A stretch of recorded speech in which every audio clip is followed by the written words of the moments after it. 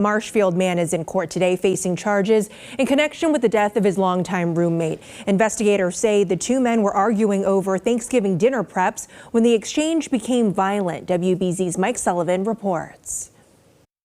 The incident happened here at this home in Marshfield. Police say the man's death came from an altercation while making Thanksgiving dinner. When Richard Lombardi stepped into court today, it was just hours after learning his friend, Frank Griswold, died.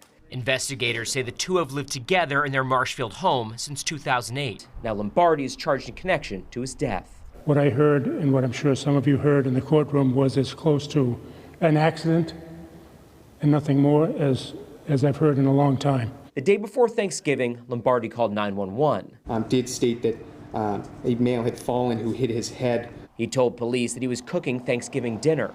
Got into an argument with Mr. Griswold, the victim, that he did not want him in the kitchen touching the food. He told police Griswold was prone to sneezing and warned him not to go near the food. He even drew a barrier line using salt and pepper.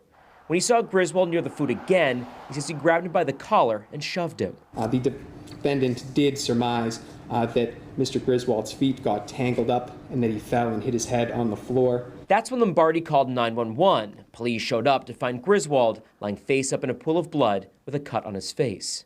They did appear that the victim had sustained a broken nose as well as injury to his neck. Lombardi says the two have known each other since the 90s. They worked together at Charles River Management. Lombardi telling investigators that Griswold used to be the CIO at John Hancock. Since the pandemic, he says he's been assisting Griswold in much of his activities. To the extent that friends care for each other, yes. I wouldn't say that he was a medical care proxy or a personal care attendant, anything like that. Lombardi faces charges of involuntary manslaughter and assault and battery of a person over 60. Lombardi will be back in court next Wednesday. Until then, he's being held without bail. In Marshfield, I'm Mike Sullivan, WBZ News. Mike, thank you.